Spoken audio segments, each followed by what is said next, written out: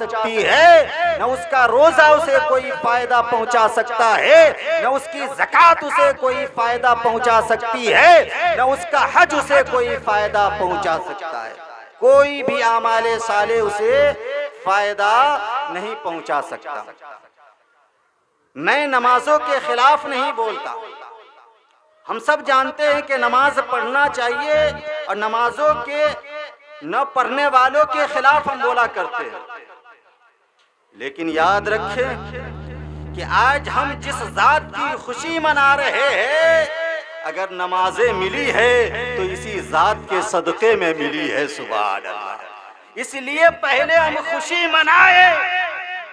ईमान वाले हैं तो ताज़ीमो तौक़ीर हुजूर की करते हुए इज़हारे खुशी करे, फिर रब की पाकी बोले। सिर्फ कलीमा पढ़ ले और नमाज का रट्टा मारते रहे तो ऐसी नमाजें कोई फायदा पहुंचाने वाली नहीं है। क्योंकि मिलाद कहते ही है हुजूर की ताज़ीमो तौक़ीर में खुशी के इजहार करने को। सुभान अल्लाह। तो जिस नबी के सदक़े में नमाज मिली है उस नबी की आमद की तारीख है, लिहाजा हम पर लाजिम है कि हम उस नबी की विलादत की खुशी हर जायज़ तरीके से मनाए। और अल्हम्दुलिल्लाह इसीलिए हम सुन्नी मुसलमान उस नबी की विलादत की तारीख में जायज़ तरीके से इजहार खुशी के लिए ही यहाँ पर इकट्ठा हुए हैं। सुभान। वरना याद रखे कि नमाजें तो शैतान ने भी पढ़ी थी और कम नहीं बहुत नमाजें पढ़ी थी। यानी 6 करोड़ बरस तक वो नमाज ही पढ़ता रहा, सजदा ही करता रहा। लेकिन उसकी नमाजें क्यों उसके मुंह पर मार दी गई? क्यों वो शैतान बना? इसलिए कि वो नबी की ताज़ीम नहीं किया था, नबी की ताज़ीम नहीं किया था। इसलिए पता ये चलता है कि नमाज हमें पढ़नी चाहिए और पढ़ी हुई नमाजों को हमें बचाना भी चाहिए। इब्लीस को नमाज तो पढ़ने आता था, सजदा तो करने आता था, लेकिन उस पढ़ी हुई नमाजों को बचाने नहीं आता था। इसीलिए उसकी नमाजें गारत कर दी गई, बर्बाद कर दी गई। लेकिन मुसलमानों, मैं आपको बताता हूँ कि नमाज पढ़िएगा तो नमाज कायम होगी। और अगर पढ़ी हुई नमाजों को आप बचाना चाहते हैं तो रसूलुल्लाह की ताज़ीम करनी होगी, रसूलुल्लाह का एहतराम करना होगा, उनकी तौक़ीर करनी होगी। जब आप रसूल पाक की ताज़ीम और तौक़ीर करेंगे तो आपकी पढ़ी हुई नमाजें बचने लगेगी। सुभान। आपकी पढ़ी हुई नमाजें बचती हुई नजर आएगी। जज़ाकल्लाहु खैरा। इसलिए सिर्फ नमाज का रट्टा नहीं मारना चाहिए। जो नमाज नहीं पढ़ता है, देखिए मुसलमानों को चाहिए कि नमाज पढ़े, अगर नहीं पढ़ता है तो वो गुनहगार है।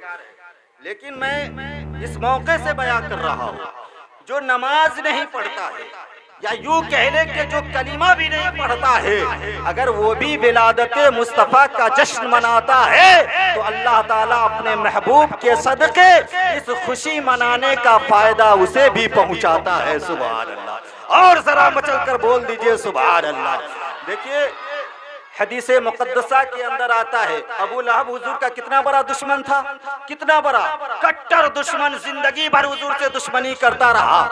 लेकिन जब वो मरा तो हुजूर के चचा हजरत अब्बास इब्ने अब्दुल मुत्तलिब रज़ियल्लाहु ताला अन्हु ने उसे ख्वाब में देखा और ख्वाब में देखने के बाद उसका हाल पूछा। अबू लहब से कहा, बताओ तेरा क्या हाल है? तो अबू लहब कहता है, हाल तो बहुत बुरा है, सख्त अजाब में मुब्तला रहता हूँ। लेकिन सुनो भाई, जब भी दोशंबा का दिन आता है, यानी जब भी सोमवार का दिन आता है, मेरे अजाब में कमी हो जाती है, मेरे अजाब में तखफीफ हो जाती है। हजरत अब्बास कहते हैं कि ये फायदा जो तुझे मिल रहा है ये किस चीज के सदक़े में मिल रहा है?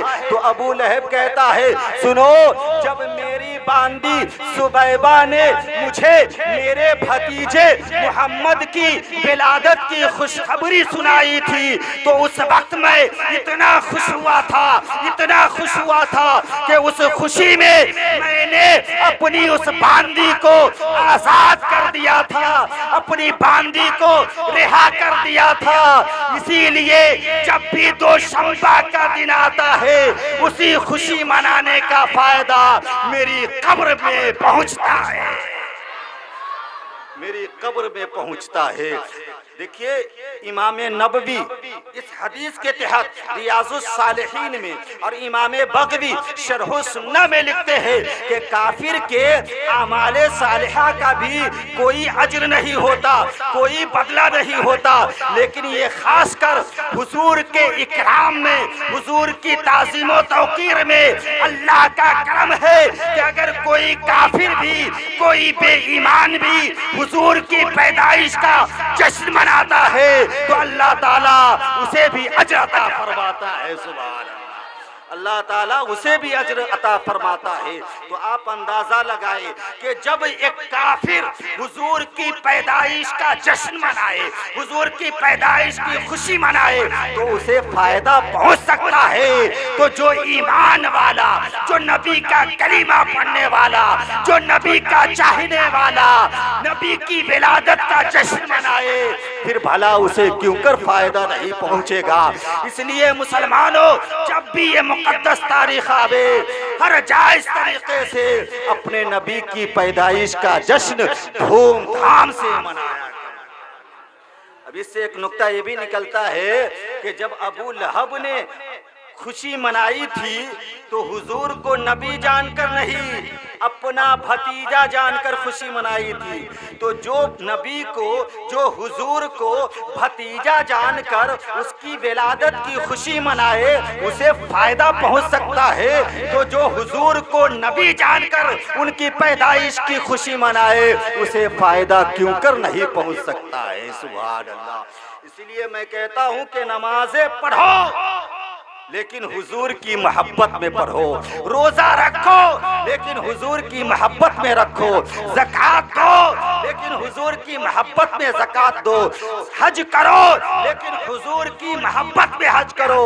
अगर हुजूर की मोहब्बत सीने में नहीं है तो कोई भी आमाले सालेह तुम जितना चाहो कर लो, वो तुझे फायदा नहीं पहुंचा सकता है, वो तुझे फायदा नहीं पहुंचा सकता है।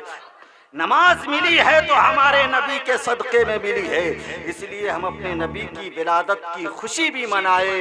और जो नमाजें मिली है हुजूर को तोहफे में रब की बारगाह से, उस नमाज को अदा करके हम अपने नबी की आंखों को ठंडक भी पहुंचाया करें। सुभान अल्लाह। तभी जाकर हम सच्चे पक्के आशिक व मुसलमान हो सकते हैं। अल्लाह ताला हम सबको अपने नबी करीम से सच्ची पक्की मोहब्बत व अकीदत रखने की तौफीक अता फरमाए।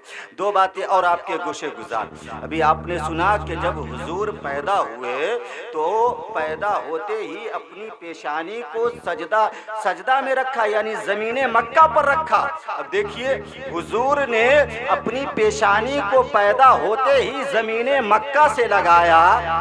रब को अपने महबूब की ये अदा इतनी पसंद आ गई कि अल्लाह ने पूरी रूए ज़मीन को मुसलमानों के लिए मस्जिद बना दिया। सुभान अल्लाह। इसलिए कि पहले के अंबियाए किराम जहां निशान लगा देते थे, जहां खंबा गाड़ दिया करते थे, जहां घर बना दिया करते थे, जहां मस्जिद बना कर दिया करते थे, लोग वहीं जाकर नमाज पढ़ा करते थे। अगर सफर में होते हो तो नमाजों को गिनते रहते थे कितने वक्तों की नमाजें कज़ा हो रही है। जब सफर से लौटते तो उसी जगह पर जाकर लोग नमाज पढ़ा करते थे जहां पहले के अंबियाए किराम ने निशान लगाई थी, जहां घर बनवाया था। लेकिन कुर्बान जाओ मुसलमानों अपने आका पर, कुर्बान जाओ मुसलमानों अपने पैगंबर पर कि मेरे आका इस दुनिया में तशरीफ लाए, लाते ही अपनी पेशानी को ज़मीने मक्का पर रखा, ज़मीने मक्का से लगाया। रब को अपने महबूब की ये अदा पसंद आ गई। अल्लाह रब्बुल इज्जत ने सुबह क़यामत तक के मुसलमानों के लिए पूरी दुनिया की ज़मीन को मस्जिद बना दिया। अब तुम जहां चाहो नमाज पढ़ो, जहां चाहो तुम सजदा। पूरी जमीन अब मस्जिद बना दी गई है। सुभान अल्लाह। अब देखिए ये बातें भी मैं आपके गोशे गुजार कर दूं कि दुनिया में जितने भी घर हैं, जिस घर में भी बच्चा पैदा होता है रोता हुआ पैदा होता है, रोता हुआ पैदा होता है। मिसाल के तौर पर यूं समझे कि किसी अमीर के घर में बच्चा पैदा हो तो रोता हुआ, अमीर गरीब के घर में बच्चा पैदा हुआ रोता हुआ, मुफलिस के घर में बच्चा पैदा हुआ रोता हुआ, कंगाल के घर में पैदा हुआ रोता हुआ, किसी वजीर के घर में बच्चा पैदा हुआ रोता हुआ, किसी बादशाह के घर में बच्चा पैदा हुआ रोता हुआ। पूरी दुनिया के घर में जहाँ कहीं भी बच्चा पैदा होता है रोता हुआ पैदा होता है। लेकिन जब आमना के घर में बच्चा पैदा हो रहा है तो रोता हुआ नहीं बल्कि मुस्कुराता हुआ पैदा हो रहा है। आखिर इसकी वजह क्या है, इसका सबब क्या है कि दुनिया के तमाम घरों में जहां बच्चे की पैदाइश हो रही है बच्चा रोता हुआ पैदा होता है या सोता हुआ पैदा होता है, हंसता हुआ पैदा नहीं होता है, मुस्कुराता हुआ बच्चा पैदा नहीं होता है। लेकिन जब आमना के घर में बच्चा पैदा हो रहा है तो मुस्कुराता हुआ हो रहा है, हंसता हुआ हो रहा है। आखिर इसकी वजह क्या है, आखिर इसका सबब क्या है? तो सुनो मुसलमानों, उलमाए किराम कहते हैं कि अगर आमना के घर में भी बच्चा रोता हुआ पैदा होता, रोता हुआ पैदा होता तो बेवा कहती कि ये भी रोने वाला आ गया, यतीम कहते ये भी रोने वाला आ गया, मिस्कीन कहते ये भी रोने वाला आ गया। तो सुनो सुनो, आमना का लाल दुनिया वालों को रुलाने के लिए नहीं आया था बल्कि आमना का लाल दुनिया वालों को हंसाने के लिए आया था, कुफ्र से आजाद करने के लिए आया था। सुभान अल्लाह। कुफ्र से निकालने के लिए आया था, अंधेरों से आजाद करने के लिए आया था। जब हम सबके आका इस दुनिया में तशरीफ लाए तो मुस्कुराते हुए तशरीफ लाए, लेकिन जब हम सबके आका मैदाने महशर में अपने सर को सजदे से उठाएंगे तो उस वक्त आप रोते रहेंगे। यानी आपको इतनी खुशी हासिल होगी, इतनी खुशी हासिल होगी कि आपकी आंखें अश्कबार हो जाएगी। जभी तो इमाम इसको मोहब्बत लिखते हैं कि पेशे हक मुज्दा शफाअत क्या सुनाते जाएंगे, आप रोते जाएंगे, हमको हंसाते जाएंगे और दिल निकल जाने की चाहे आह किन आंखों से हो कि हमसे प्यासों के लिए दरिया बहाते जाएंगे।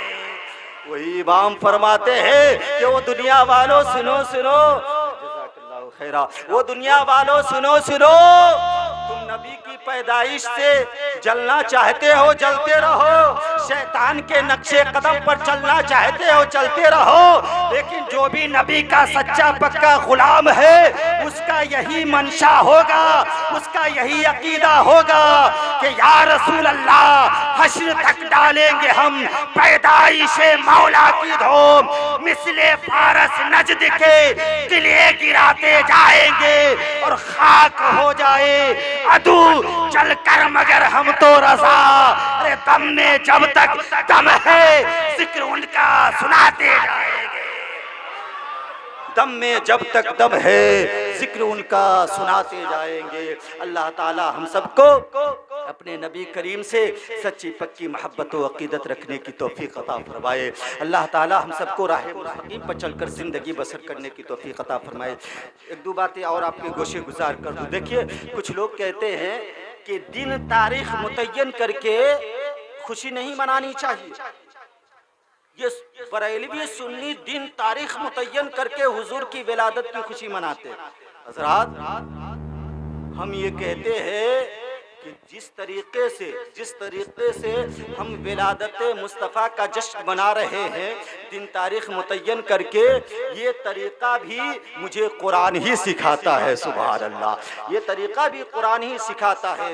देखिए हज़रत यहया अलैहिस्सलाम का जिक्र है कुरान मुक़द्दसा में। अल्लाह फरमाता है वसलामुन अलैहि यौमा उलिदा व यौमा यमूतु व यौमा युबअसु हय्या, के सलामती हो, सलामती है हजरत यहया पर, सलाम है हजरत यहया पर कि जिस दिन वो पैदा हुआ, कि जिस दिन वो पैदा हुआ, जिस दिन वो मरेगा और जिस दिन वो जिंदा उठाया जाएगा। सुभान अल्लाह। तो देखिए पैदाइश का दिन मुतय्यन करके सलाम भेजना या सलामती भेजने का तरीका या इजहार खुशी करने का तरीका ये हमारा नहीं है, ये तो कुरान का तरीका है। ये कोई और नहीं हमें सिखाता है, ये तो कुरान सिखाता है कि सलाम है हजरत यहया पर कि जिस दिन वो पैदा हुआ, जिस दिन वो मरेगा और जिस दिन वो जिंदा उठाया जाएगा। और आगे कुरान कहता है वस्सलामु अलैया यौमा वुलिदतु व यौमा अमूतु व यौमा उबअसु हय्या, कि हजरत ईसा अलैहिस्सलाम ने भी रब की बारगाह में यही अर्ज किया था, हजरत ईसा अलैहिस्सलाम ने भी यही कहा था कि वही वाली सलामती मुझ पर भी है जो हजरत यहया अलैहिस्सलाम पर है, वही सलामती मुझ पर भी है कि जिस दिन मैं पैदा हुआ, जिस दिन मैं मरूंगा और जिस दिन मैं अपनी कब्र से जिंदा उठाया जाऊंगा। सुभान अल्लाह। तो ये दिन तारीख मुतय्यन करने का तरीका भी हमें कुरान ही सिखाता है। सुभान अल्लाह। और इसी से लगी हुई ये एक बात और आपके गोशे गुजार कर दूं, कुछ लोग ये कहते हैं कि इस्लाम में 2 ही ईदें थी, ये तीसरी ईद कहाँ से लिया है? तो सुनो मुसलमानों, इस्लाम में 2 ही ईद नहीं बल्कि तीसरी ईद का भी पहले ही से तज़किरा है कुरान में। सुभान अल्लाह। जरा मचल कर बोल दीजिए अपने हाथों को उठाकर सुभान अल्लाह। या रसूल अल्लाह, या नबी अल्लाह, या हबीब अल्लाह। देखिए कुरान में तीसरी ईद का तज़किरा है। हजरत ईसा अलैहिस्सलाम की कौम ने हजरत ईसा अलैहिस्सलाम से जिद किया, ऐ मेरे पैगंबर आप रब की बारगाह में दुआ कर दीजिए ताकि अल्लाह ताला हम सबों के लिए आसमान से बना बनाया खान उतार दे, यानी खाना उतार दे। तो हजरत ईसा अलैहिस्सलाम ने अपनी कौम को बहुत समझाया, लेकिन हवारियों ने नहीं समझा, उनकी कौम ने नहीं समझा। तो हजरत ईसा अलैहिस्सलाम ने रब की बारगाह में यूं दुआ किया। कुरान कहता है कि हजरत ईसा अलैहिस्सलाम ने कहा रब्बना अंजिल अलैना माइदतम मिनस समाई तकूनु लना ईदल लिअव्वलिना व आखिरिना। ऐ हमारे रब, ऐ हमारे मौला, तू हमारे लिए आसमान से एक खान उतार दे ताकि वो हमारे लिए ईद बन जाए। सुभान अल्लाह। और वो सिर्फ हमारे लिए ही ईद ना बने बल्कि हमारे अगलों की भी ईद बन जाए, हमारे पिछलों की भी ईद बन जाए। सुभान अल्लाह। देखिए हजरत ईसा अलैहिस्सलाम ने रब की बारगाह में क्या कहा, मौला तू हमारे लिए जन्नत से बना बनाया खाना उतार दे ताकि वो हमारे लिए ईद बन जाए। मसला साफ हो गया। कहने का मतलब ये कि मौला जिस दिन तू हमारे लिए आसमान से बना बनाया खाना उतारेगा उस दिन को हम ईद का दिन बना लेंगे, उस दिन की हम ताज़ीम करेंगे, उस दिन हम खुशियों का इजहार करेंगे और तेरा शुक्र भी बजा लाएंगे। सुभान अल्लाह। तेरा शुक्र भी बजा लाएंगे। तो क्या अल्लाह रब्बुल इज्जत ने खाना उतारा? कुरान कहता है हाँ उतारा। क्या उतारा? तो मछली और रोटी उतारा। सुभान अल्लाह। क़ाल अल्लाहु इन्नी मुनज़्ज़िलुहा अलैकुम फमन यकफुर बअदु मिनकुम फइन्नी उअज़्ज़िबुहु अज़ाबन ला उअज़्ज़िबुहु अहदन मिनल आलमीन। अल्लाह फरमाता है ऐ मेरे पैगंबर ठीक है मैं उतार देता हूँ तेरे लिए खाना, लेकिन याद रखिएगा इसके बाद अगर आपकी कौम में से कोई भी कुफ्र करेगा तो मैं उसे ऐसा अज़ाब दूंगा कि वैसा अज़ाब मैं दुनिया में फिर किसी को भी नहीं दूंगा। अल्लाह रब्बुल इज्जत ने उतारा, खाना उतारा। क्या उतारा? मछली और रोटी उतारा। लोगों ने खूब खाया और उसके बाद भी उनकी कौम के कुछ लोग कुफ्र कर दिए। कुफ्र किए तो अल्लाह ने सख्त अजाब का नुज़ूल किया कि जो लोग कुफ्र करने वाले थे उनकी शक्लें मस्ख हो गई और उनकी शक्लें मस्ख होकर तब्दील होकर सूअर की शक्ल बन गई, खिंजीर की शक्लें बन गई। फिर ये लोग 3 दिन तक जिंदा रहे और हलाक हो गए। अर्ज करना मकसद ये है कि जिस दिन अल्लाह की किसी खास नेमत का नुज़ूल होता है वो दिन वो दिन ईद का दिन हो जाया करता है। सुभान अल्लाह। और ये कोई ऐरे गैरे का तरीका नहीं है, बल्कि उस दिन को ईद मनाने का दिन ये सालेहीन का तरीका है। सुभान अल्लाह। तो इसमें कोई शको शुबा नहीं है कि हुजूर की जो ज़ात है ये रब की तमाम नेमतों में सबसे बड़ी नेमत है।